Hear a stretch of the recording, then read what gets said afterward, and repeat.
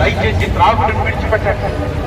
దొంగ వ్యాపారములను, గుట్కాలను, ఖైనీలను చాలా మంది వీటికి బానిసలుగా ఉన్నారు. గుట్కాలు బయలుదేరించినాడు.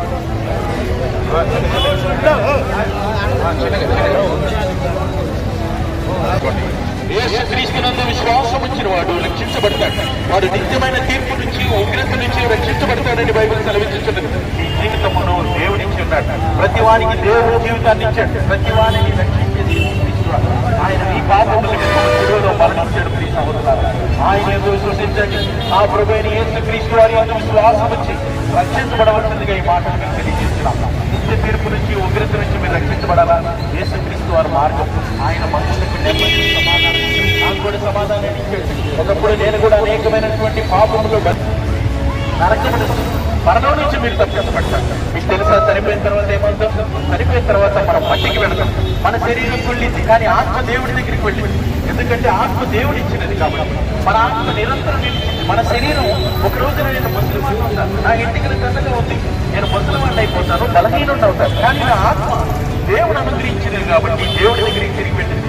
ఇంకో నరుడి ఆత్మ యెహోవా పెట్టిన దీపం. ఈ ఆత్మ, ప్రతి వారి ఆత్మ అది నిత్యము జీవిస్తుంది. నిరంతరము మనం జీవించబోతున్నాం. ఈ భూమితోటి మన జీవితం ఆగిపోవటం లేదు. మరణించినా కూడా మన ఆత్మ దేవుడి దగ్గరికి వెళ్ళింది. ప్రతి వాడు దేవుడి ఎదుట నిలబడి వారి ఆత్మ దేవుడికి జవాబు చెప్పాలి. ఆ రోజున మీ జవాబు చెప్పాలి అంటే మీ తరపున న్యాయవాది, ఉత్తరవాది యేసుక్రీస్తు వారు, మిమ్మల్ని విడిపించేవాడు యేసుక్రీస్తు వారు, మిమ్మల్ని విడిపించేవాడు, మిమ్మల్ని పాపము నుంచి రక్షించేవాడు యేసుక్రీస్తు వారు. ఆయన ఎందుకు విశ్వసించండి. దయచేసి పాపము విడిచిపెట్టి రక్షించబడిన ప్రియ సహోదరులారా, త్రాగుడును విడిచిపెట్టి రక్షించబడాలని మాటలు మీకు తెలియజేస్తున్నాం.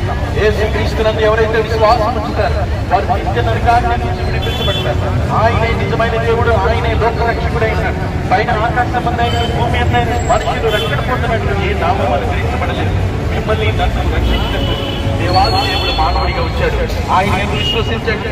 ఆ ప్రభువైన యేసుక్రీస్తు వారి యందు విశ్వాసం వచ్చి మీరు రక్షించబడవలసిందిగా ఈ మాటలు మీకు చెప్తున్నాం.